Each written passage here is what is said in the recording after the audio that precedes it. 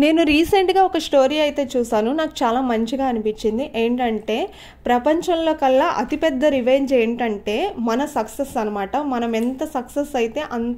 కొంతమంది ఉంటారు కదా! ఓర్వలేనోళ్ళకి అదనమాట ఈ వీడియో. నీ అతిపెద్ద సక్సెసే భయంకరమైన రివెంజ్ అనమాట.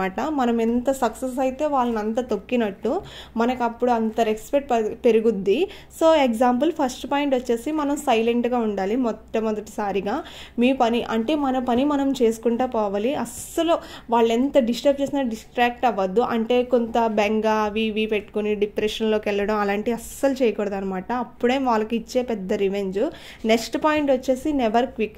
అంటే ఏం జరిగినా సాధించే చూపించాలి. నువ్వెప్పుడు వెనక్కి తిరిగి చూడకూడదు. నువ్వు వెనక్కి తిరిగి చూసావంటే అది నీ గెలుపుతోనే అప్పుడే చూడాలి. అంటే నువ్వు సక్సెస్ అయిన రోజు వాళ్ళు చూడాలి. వాళ్ళంతటా వాళ్ళే వస్తారు. నెక్స్ట్ కోపం అస్సలు ఉండకూడదు.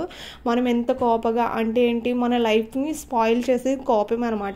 తన కోపమే తన శత్రువు అంటారు కదా, అలా అనమాట. మనం ఎంత సైలెంట్గా కోపం తగ్గించుకుని ఉంటే అంత మంచిదన్నమాట. ఈ వీడియో మీకు నచ్చిందని అనుకుంటున్నాను. తప్పకుండా ఈ వీడియో సబ్స్క్రైబ్.